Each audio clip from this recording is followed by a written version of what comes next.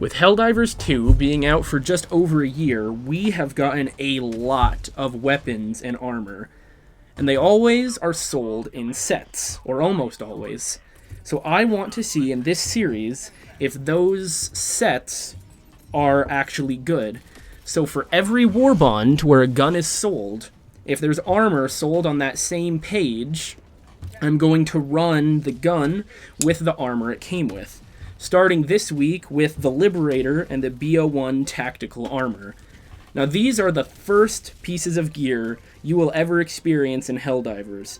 As such, a lot of people don't run them very often. But I believe that nothing in this game is truly bad if you can have fun with it. So that's what we're here to do today. I have made a character and more a team role based around the BO1 tactical armor and the Liberator. Now the BO1 tactical armor has the perk extra padding, which gives it the armor rating of a heavy armor set with the speed and stamina effects of a medium armor set.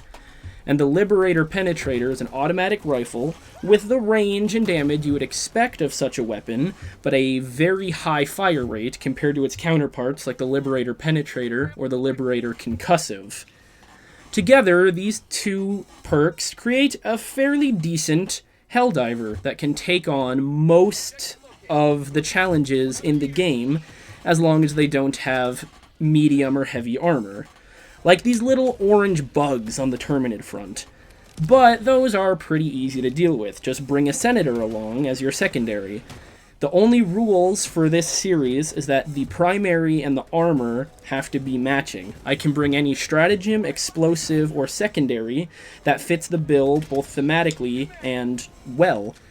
So this Helldiver is carrying the most basic gear. So I thought it was thematic to not bring anything too flashy or over the top or flavored. So the flavor of the stuff I have brought is just explosive, reliable, and effective. With the AMR, the anti-material rifle, as my support weapon, a supply pack for my backpack slot, the Gatling Barrage for area denial or high kill rate if there's a large horde of small enemies, and the 500 kilogram bomb to take care of bug holes and bile titans. Or you could say factories and heavier tanks and factory striders, but I recorded this on the bug front, as I record this a week before posting them, so whatever the major order is what faction this build will be tested against each week. So this build is fairly good. I call it the Flex Diver, because it can handle any situation in the game. You have a horde coming at you, Liberator can take care of a horde pretty easily. Have something bigger coming at you, well, hope you're good at placing the 500 kg, but it can take it out. If you're holding a defensive position, want to weaken a enemy defensive position, or see a patrol in the distance, the AMR can take them out before you're ever seen. And the supply pack, of course, is super helpful. For the Helldiver personally, it takes the Liberator's normal 8 reserve magazines and turns it up 5 times. So you have the 8 from the base and 8 in every single pack, giving you 40 magazines that you can use on this weapon. As well as your teammates will thank you for having extra supplies so they don't need to call theirs in more often, or they can rely on you already having supplies if your team gets broken up for whatever reason. Which did become very helpful in this one engagement, which is a great example of just the power of the Liberator alone, as well as the need for a supply pack. My team had gotten separated on this mission. Me and one of the teammates were inside the city, and bugs had separated us from our teammates, who decided to leave the city and complete this artillery mission before coming back in so that we could all move on to the next thing. And the bugs were coming at me and my teammate. It felt like non-stop. But the Flex Diver has a high volume of fire, with seemingly endless Liberator magazines and the rate of fire on the Liberator, as well as the Gatling Barrage.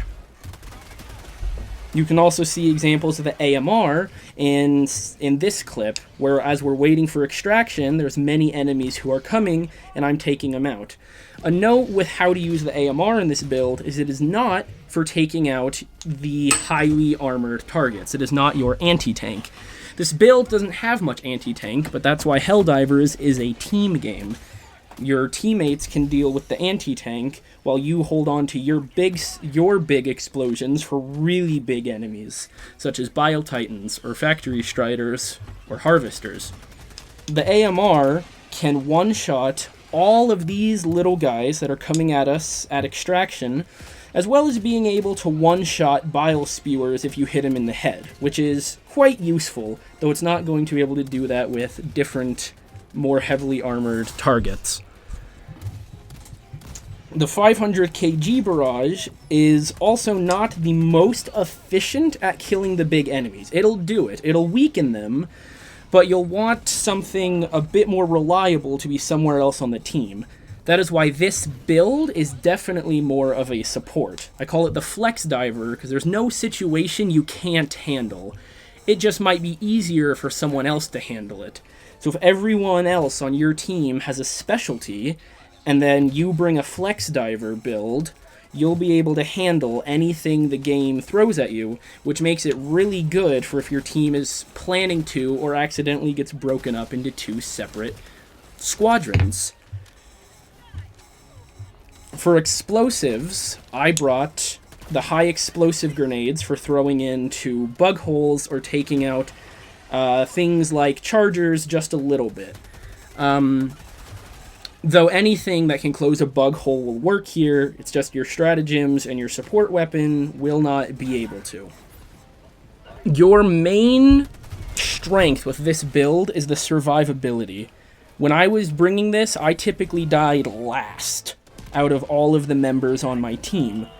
And this is really good because you need to be able to cover holes if anyone else were to die, and as well as not always having the supply pack ready for your team to pull from, and you're able to reliably carry the team's samples if things are to go wrong. In conclusion, the Flex Diver isn't flashy, explosive, or powerful, but instead consistent and reliable. Your squad and you will always know that when stuff hits the fan, they'll never be left without backup, and you'll never be left without resources or an answer. For example, here, we're trying to close these bug holes, and I'm able to give covering fire while my explosives expert closes the holes.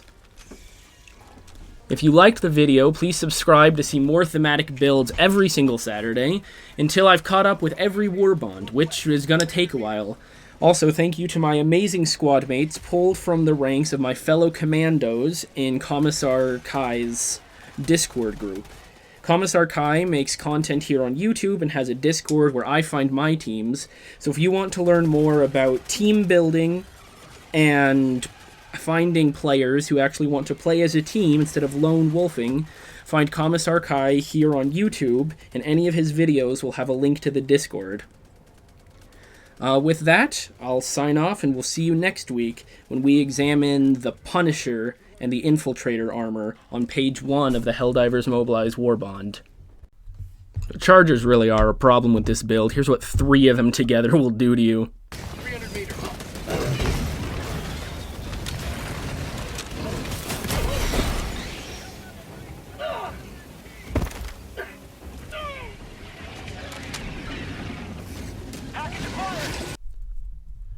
Look at this Bile Titan. My 500 kg hits a tree, comes back towards us, and my team just panics. The Bile Titan steps on the bomb.